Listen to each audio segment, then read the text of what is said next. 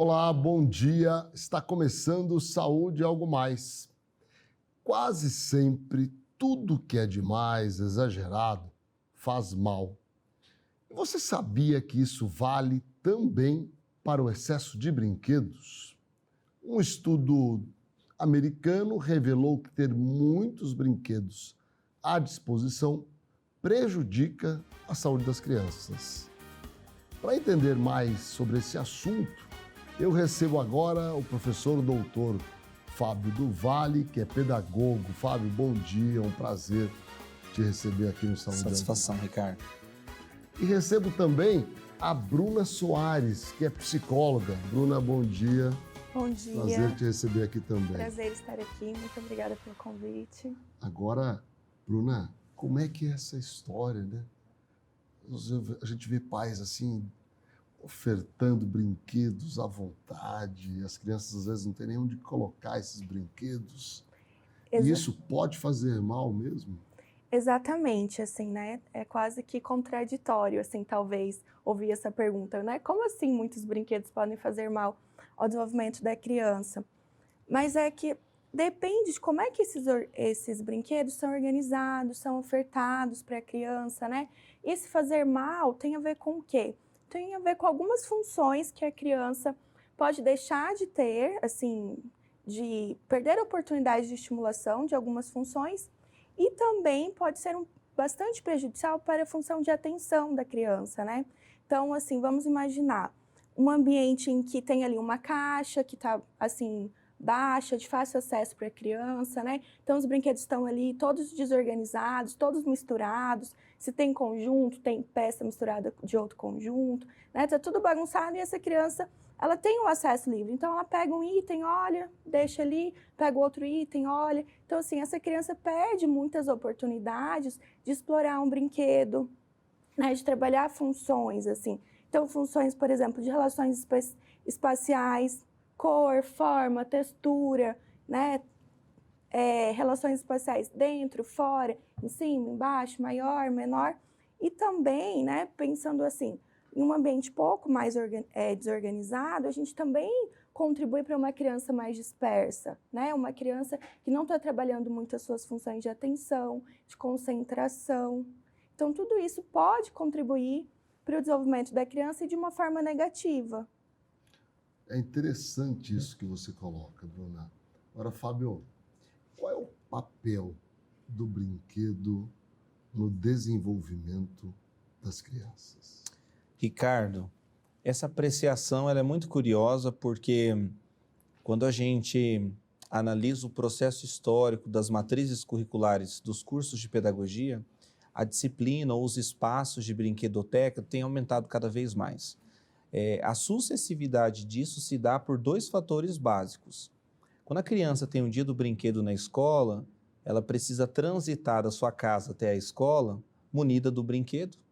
Lá talvez um colega vai surpreender pedindo para brincar com aquele novo brinquedo e também o estado de pertença que a criança tem. Então, desde a partilha até mesmo o processo organizacional na escola, trabalha, então, ali o processo de socialização. Então, eu levo o meu brinquedo, porque eu tenho o dia do brinquedo, o meu colega pode querer conhecer o meu brinquedo e a partilha, a sociabilidade pedagógica é muito importante. E de um tempo para cá, e aí eu preconizo 2 décadas mais ou menos, nós temos percebido que à medida que o processo vai evoluindo, os cursos de pedagogia no Brasil e restante da América Latina têm se posicionado para que a ludicidade seja enaltecida. Isso faz com que o quantitativo das disciplinas de interação, e aí eu me refiro às brinquedotecas, os horários de intervalos serem horários dirigidos, não mais aquele intervalo que a criança fica correndo apenas, não é? Ela vai ter esse momento, mas o brinquedo, hoje, ele é peça desse novo quebra-cabeça da educação contemporânea, porque isso faz parte do processo de formação desse indivíduo. É interessante. O que é mais importante para o aprendizado, a criatividade ou a disciplina? Posso dizer que é uma combustão ali de mescla, não é? Porque veja que a criatividade da criança na aula de educação artística ou na aula de artes, ela traz para a criança a oportunidade emancipatória, ela produz e ela também desenvolve novas aptidões.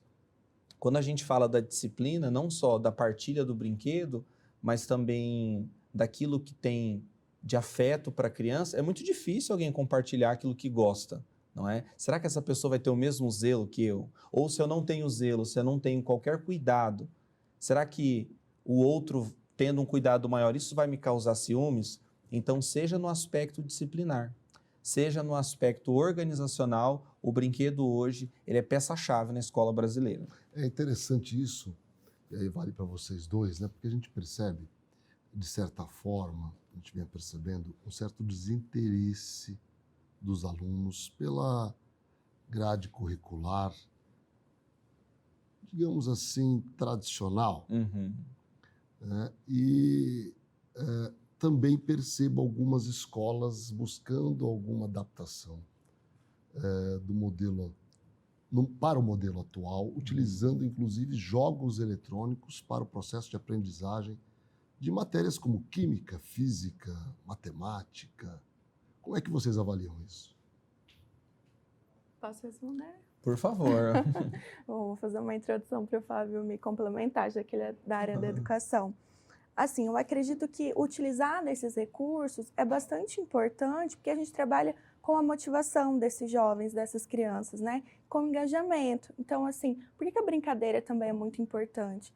Porque é muito mais prazeroso e motivador aprender brincando, né? E aí, voltando à sua pergunta também, o que é mais importante? A disciplina ou a criatividade, né? E o Fábio colocou, eu acho que os dois, assim, né? Concordo com o Fábio, assim. Então, em alguns momentos nós vamos trabalhar regras, né? Jogos sociais, então precisa obedecer as regras, precisa negociar, né? Precisa dialogar. Em outros momentos também um investimento na criatividade. Então, vamos explorar recursos tecnológicos, explorar brinquedos também, né? Bastante importante essa coisa de, tem uma caixa lá, os brinquedos estão bagunçados, então a gente tem menos brinquedos, talvez a gente consiga explorar melhor uma quantidade menor de brinquedos, né? E com isso eu vou trabalhar mais também, assim, mais funções de criatividade, de imaginação.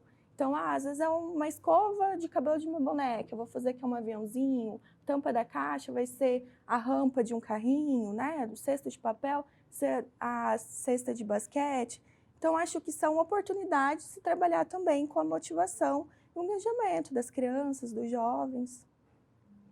Bom, isso já reverbera até o ensino médio, porque na pedagogia, nas séries iniciais, desde o maternal que nós temos hoje, crianças com 6 meses, que dependendo da instituição, isso, claro, favorecidamente na rede privada, a criança sabe a hora do lanchinho pela troca de luzes do ambiente. Ela sabe a hora do lanche porque toca uma música. Então, no nosso tempo de escola, nós chegávamos no processo de letramento, alfabetização. À medida que a contemporaneidade foi percebendo que há 2 formas de trabalhar o lúdico com o brinquedo, como você utilizou o predicado, achei interessante, tradicional mesmo, né? Que é o dominó, que é o contato. A transição para a área tecnológica, ela começa, na maior parte das vezes, a partir do 4º, 5º aninho, e a gente está falando de uma transição de idade de 9, 10 aninhos ali, e a criança leva o brinquedo físico. A partir dessa idade, ela quer levar o tablet, ela quer levar o celular, ela quer saber se o colégio tem Wi-Fi na hora do intervalo. Isso se estende para o ensino fundamental. Então, hoje você observa o espaço de uma escola, são grupos pequenos, grande parte das vezes sentados no chão, na partilha do silêncio, porque eles estão interagindo com o aparelho celular, até o ensino médio, que já prepara alguns jovens. Às vezes interagindo entre si pelo celular, né? Justamente. É uma interação no mundo deles, né? Um isolamento curioso. Até o Enem hoje, que já tem a prova do vestibular no computador. E é uma transitividade que vem da inserção de jogos digitais, ferramentas tecnológicas, que para além do entretenimento também tem o princípio regrado. Eu preciso organizar o jogo como entretenimento, mas também como ensino. E essa é uma ferramenta muito presente hoje. Muito interessante. A gente vai para um breve intervalo e já volta para esse bate-papo que está incrível. Fiquem com a gente, já voltamos.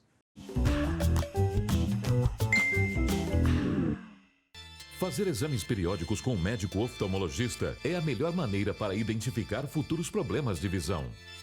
Instituto da Visão, centro especializado no tratamento e diagnósticos de doenças oftalmológicas.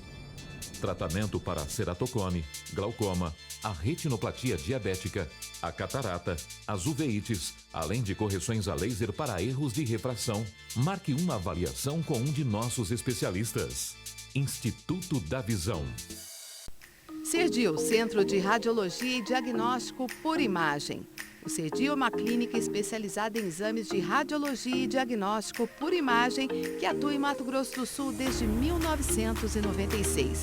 Atualmente com unidades nos municípios de Campo Grande, Corumbá, Dourados, Naviraí, Ponta Porã e Rio Brilhante.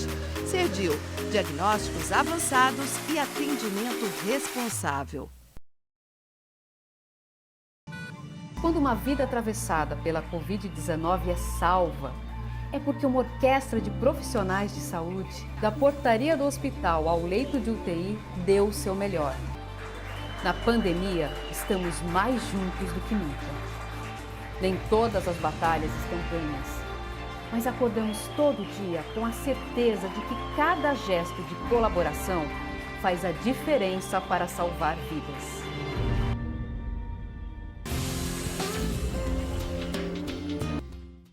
Estrutura preparada para acolher. Um ambiente humanizado influencia de forma positiva o tratamento. Este é o conceito que a Oncovita propõe para estreitar as relações entre profissionais de saúde e pacientes, sempre respeitando as características de cada um, aumentando as chances de cura e melhorando a qualidade de vida das pessoas. Para isso, contamos com uma equipe médica altamente qualificada que atua nas áreas de oncologia, hematologia, clínica da dor, oncogenética, psiquiatria, psicologia, urologia, mastologia, fisiatria e saúde do idoso. Plantão 24 horas com escalas de médicos acionados por telefone. Oncovita 24 horas atende, trata e acolhe o paciente oncológico. No dicionário, proximidade é estar próximo fisicamente. Mas estar perto é muito mais que isso. Um cafezinho? É ser a causa daquele sorriso sincero de quem está à nossa volta. É estar presente fisicamente, sim, mas também de alma e coração. Em 2023, que a sua presença seja motivo de felicidade para todos aqueles que você ama. Porque estar perto é tudo isso e mais um pouco. Mais que uma escolha financeira. Sicoob. Estamos de volta com Saúde e Algo Mais, hoje conversando sobre o excesso de brinquedos e as consequências que eles podem trazer para as nossas crianças. Para isso a gente recebe o professor doutor Fábio do Vale e a psicóloga Bruna. Quando é que a gente pode começar a perceber, ou os pais podem perceber, que o excesso de brinquedos está produzindo um mal às crianças? Bruna. Vamos lá. Eu acho que alguns pontos devem ser observados, assim, o comportamento dessa criança, se a criança está um pouco mais dispersa, assim, né? Então, por exemplo, me vem uma cena, assim, uma criança de 2 aninhos com essa caixa, então eu comecei a observar que essa criança pega o brinquedo, olha e joga no chão, pega outro. Pega o brinquedo, joga, coloca no chão, joga outro, assim. Ela não explora aquele brinquedo, ela não brinca com nenhum brinquedo, assim, ela fica buscando uma busca incessante por algum brinquedo, né, que talvez nem ela saiba o que ela está buscando, assim, e ela não se enganja em nenhuma brincadeira. Eu acho que isso é muito importante, assim, a gente precisa observar qual é o repertório comportamental da minha criança, né, então eu estou vendo ela desenvolver algumas habilidades, não, eu estou vendo ela mais agitada, mais dispersa, não se enganjando em brincadeiras, não tendo interesse por brincadeiras, né? Por isso, talvez mais interessante ter menos quantidade, um número menor, mas que eu explore uma bola, né? Ou um objeto, um brinquedo com a sua função original, e aí com a sua função que eu vou inventar, que eu vou criar, né? Que é a função da criatividade, assim, né?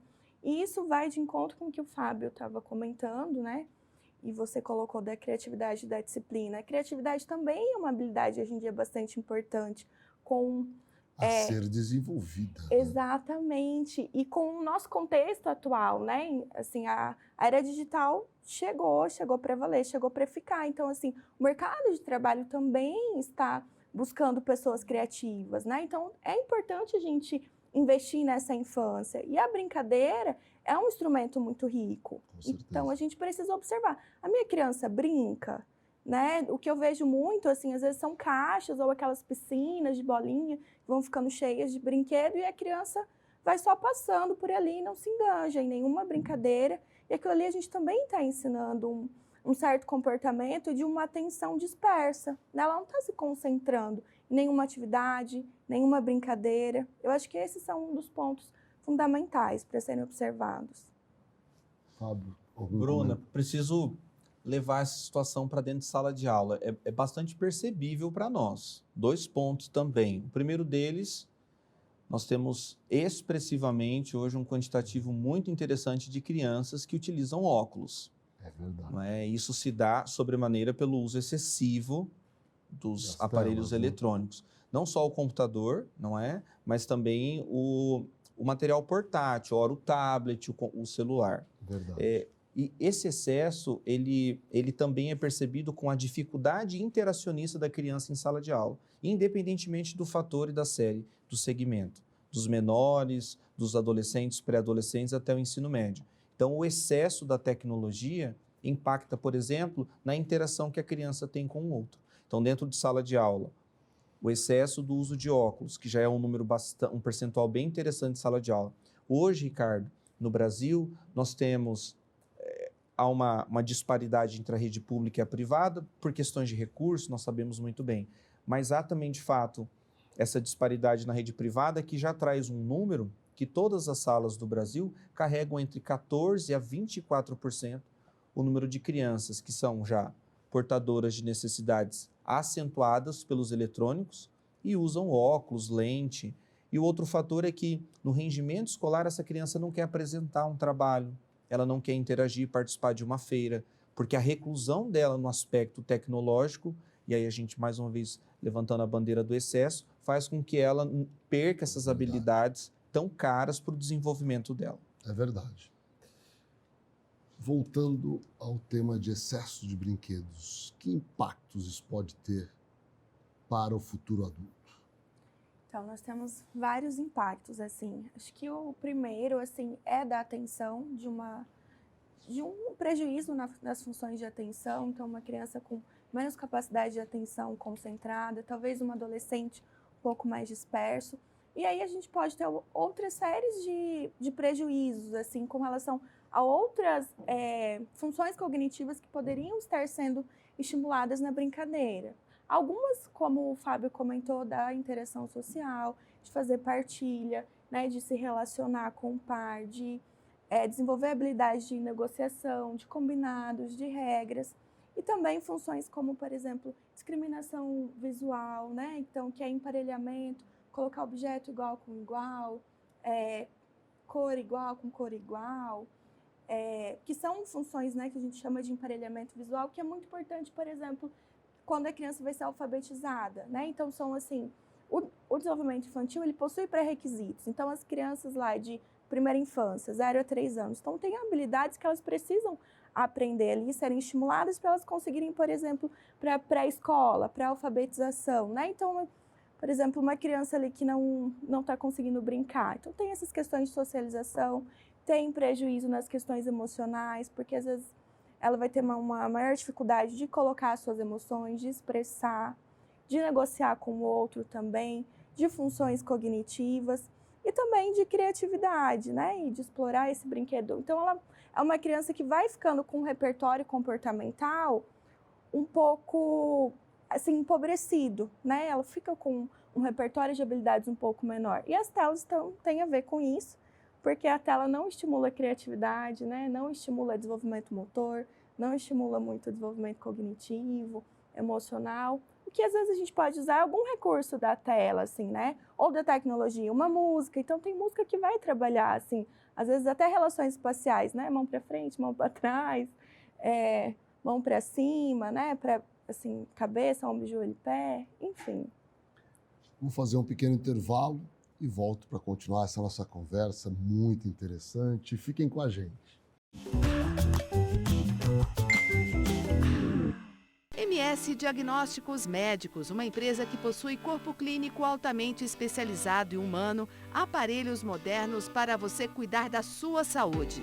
MS Diagnósticos Dourados, unidade 1 situada no Hospital Cassemes. E MS Diagnósticos Ultrassonografia, unidade 2, localizada na Clínica dos IPs, em Dourados.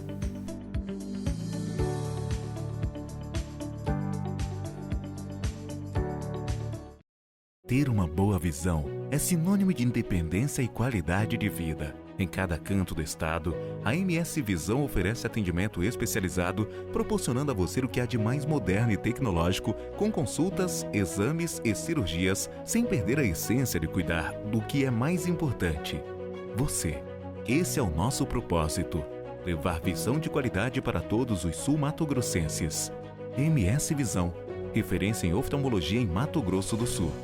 Neurocor, Centro de Diagnósticos e Intervenção Cardiovascular, com profissionais especializados em cardiologia intervencionista, cirurgia endovascular, neuroradiologia intervencionista e radiologia intervencionista.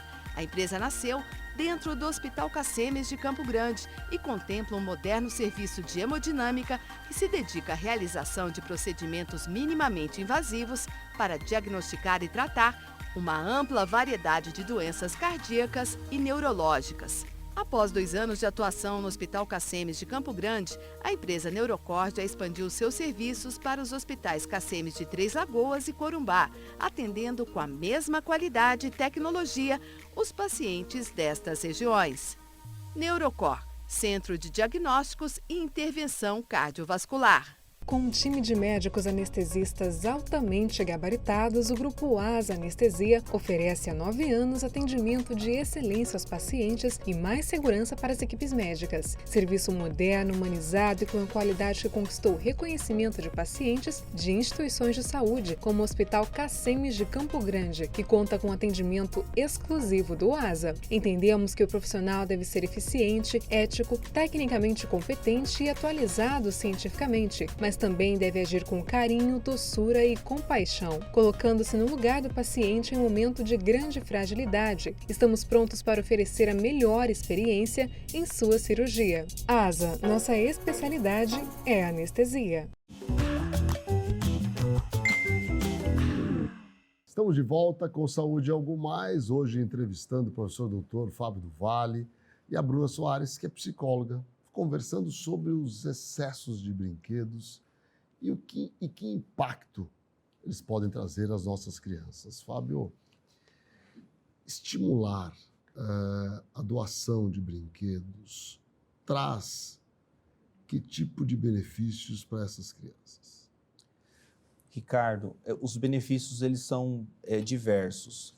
A começar que o uso excessivo do brinquedo, seja o produto que nós temos da apreciação de um material tecnológico ou daqueles produtos que a gente vai chamar convencionais, tradicionais, a criança, com o excesso desses produtos, ela vai naturalmente ter nulidade em tudo que ela está fazendo. E esse processo de nulidade vai fazer com que esse adulto, a longo prazo, não consiga, por exemplo, desenvolver habilidades tão requeridas, não pelo mercado de trabalho mesmo, mas até na sociabilidade, que vai projetar nessa criança e nesse jovem, nesse adulto, a ideia de que ele tem alguma limitação, quando na verdade o processo dele foi impactado.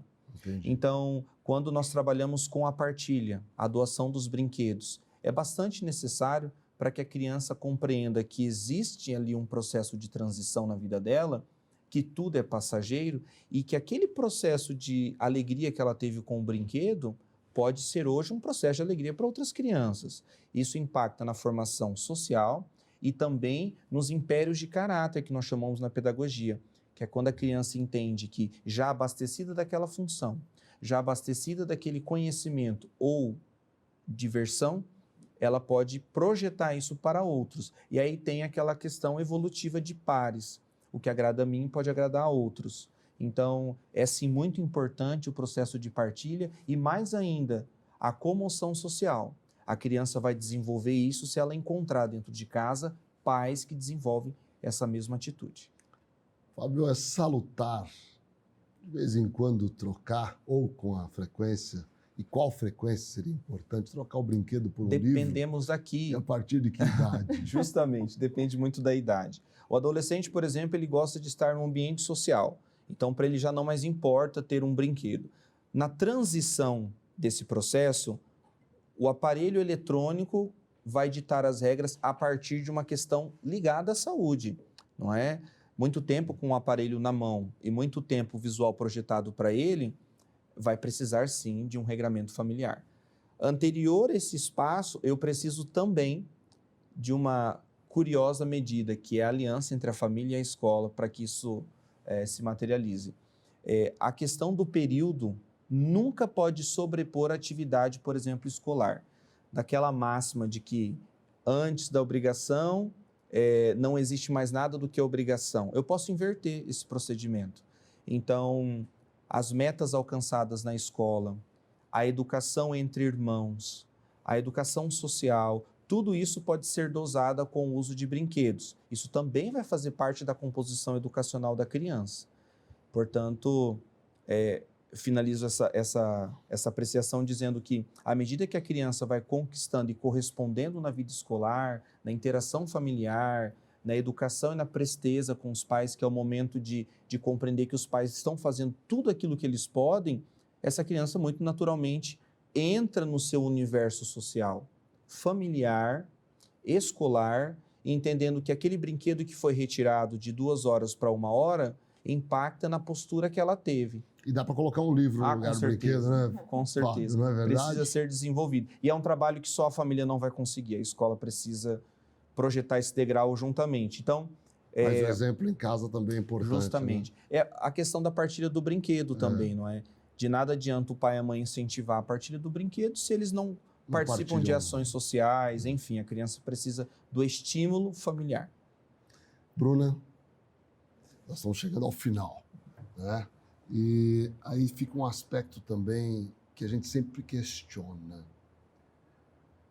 Presentear demais com uma compensação ao excesso de trabalho dos pais não é uma boa medida, né? Não é uma boa saída. Na verdade, é uma saída que talvez está tentando tamponar uma falta e produz outros problemas, assim, né? E talvez é o que assim, muitos autores têm discutido, assim, de um tempo de qualidade, assim. E talvez, assim, de iniciar uma brincadeira com a criança, né? Tudo bem. A nossa realidade hoje em dia é de pais que trabalham fora, né? Tanto o pai quanto a mãe. Essa é a realidade, assim. Então, não dá para pensar em mundos ideais, em sugestões ideais. Mas talvez, assim, um tempinho, mesmo que seja curto para brincar com essa criança, né? Ao invés de comprar mais um brinquedo, porque ali eu estou ensinando uma série de repertórios para a criança, estou dando modelo, né? Porque isso, do exemplo de casa, né? O que é? É a imitação. Então, a criança aprende muito por imitação, a gente precisa ser modelo. Mas a gente pode dar um modelo, inclusive de brincadeira ali, e reduzindo um pouco esse tempo que eu fico com a criança, né? O que a gente chama assim, de desvanecer essa dica para estimular a criança a brincar sozinha também. Né? Então, eu brinco um pouquinho, daqui a pouco eu vou lá fazer as minhas tarefas de casa, porque às vezes chego em casa e tem uma série de coisas para fazer também. E aí volto ali um pouquinho, deixo a criança brincando, né? Brinco um pouco mais com ela, dou alguns estímulos. Então, essa seria uma outra estratégia, né? De, ao invés de comprar muitos brinquedos, separar um tempinho e também estimular essa criança a brincar sozinha. Brincar sozinha também é importante. Muito obrigado, Bruna. Muito obrigado, Fábio. Foi muito interessante o nosso programa de hoje. Obrigado mesmo. Eu que agradeço. E obrigado a vocês que nos assistem diariamente. Eu tenho certeza que gostaram muito do programa de hoje. Vocês saem daqui com informações muito importantes para o dia a dia de vocês. Um grande abraço, um grande dia a todos.